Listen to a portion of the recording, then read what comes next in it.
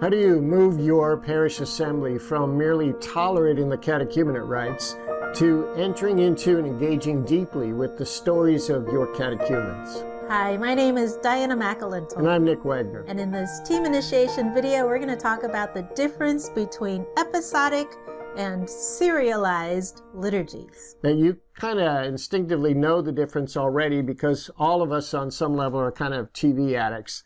And in television land, there are really two kinds of stories. One is kind of a one-off, episodic sort of show in which you can drop in any show, any season, any place in the story, and the story is in that week is just self-contained. It doesn't matter what happened the week before. It doesn't impact what happens the week after. And those are really fun, entertaining stories and shows to watch.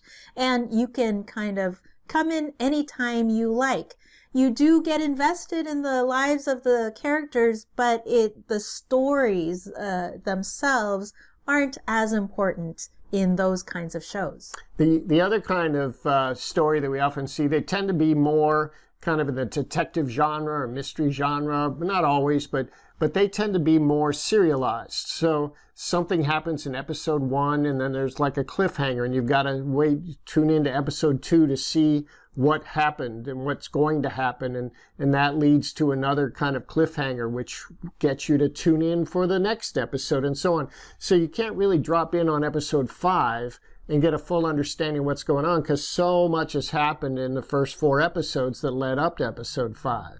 So the entire reason we're talking about these TV shows and genres is because the liturgy itself, although it's not a TV show, is a serialized story. It is not an episodic kind of event where you can just drop in and enjoy that day's story and then come in months later and sort of pick up where you left off. You miss a whole lot of the story itself if you're not constantly engaged in the lives of the people in that story. Now, if that doesn't sound completely right to you, that's because in lots and lots of our parishes, we don't treat the liturgy as a serial. We treat it as episodic moments. And this is especially true with the catechumenate rites. In lots and lots of parishes, the rites for the catechumens are treated as these one-off, self-contained episodes. And it doesn't really matter if you come in at the rite of election or one of the scrutinies or the rite for entrance or a blessing of the catechumens. They're all just kind of stuff we do with these folks who are becoming Catholic. So if in our minds and in the minds of those who are coordinating the liturgy, influencing the liturgy, we're treating these rituals, these catechumenate rituals, as these episodes in the life of the parish, then we can start to see how a parish can get disengaged or not as invested as they can be in the stories of your catechumens. So to kind of get our heads wrapped around this, we want to think of first of all, the rite for entrance, or what we used to call the rite of acceptance, as kind of the beginning formal moment where we start to tell the story in a sacramental ritual way. And it has something of a cliffhanger. We have to think of it as the first in a series that's going to lead to deeper and deeper understanding of who these catechumens are, the journey they're on, and how they're encountering and getting converted to Jesus Christ. And once a catechumen has begun that storyline, and we have drawn in the entire parish into the meet-up story, the meet-cute of that catechumen with this parish, then we can start to take them, both the catechumen and the assembly, on that journey of faith together and draw them deeper and deeper into the narrative of faith. And this happens organically with the liturgical year, the lectionary cycles, the gospel stories that already are a journey, the journey to the cross. Yeah, and those gospel stories, they're not just random collections of, our favorite hits from Jesus's miracles or his sayings. It is a progressive nature revealing who Jesus is. So if you just take one of the Gospels, for example, and begin reading at the beginning, you'll see that every one of the Gospel writers is trying to say something about who this, in the very beginning, unknown guy is that everyone seems to be talking about.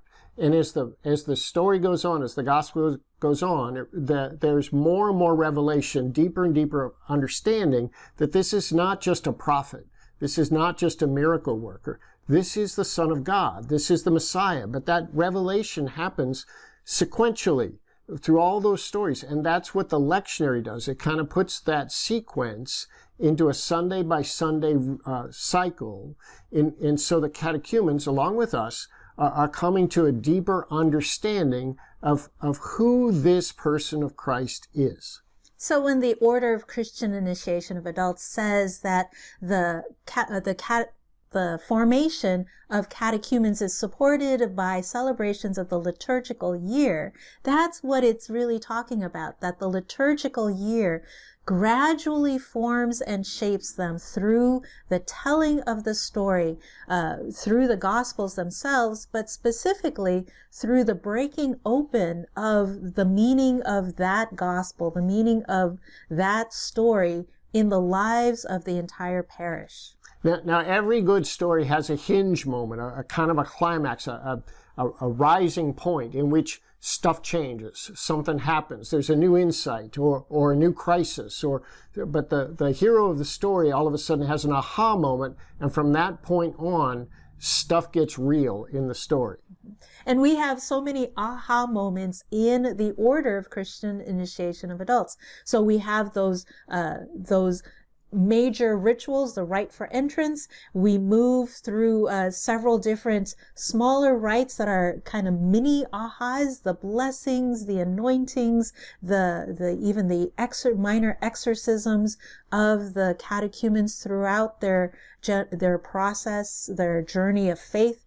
And then we're moving constantly toward what the rite calls the hinge, the focal point, the point that we have been moving toward from the very beginning. It's not initiation, it's not baptism, it's the rite of election, because that is that climax moment that really drives the progress forward, and we're moving then through the period of purification and enlightenment to the culmination of that aha moment, the culmination of the journey.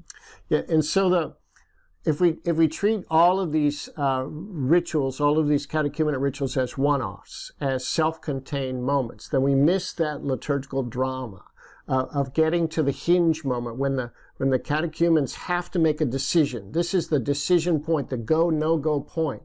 And if you've been sort of following along the lives of each of these individuals in your catechetical sessions, for you, as you're experiencing this, it is going to feel like that. But for our parishioners who aren't there every week or every moment as the catechumens are going through these trials and tribulations to get to this point, they need to sort of see that and know that in the way we've been telling the story ritually.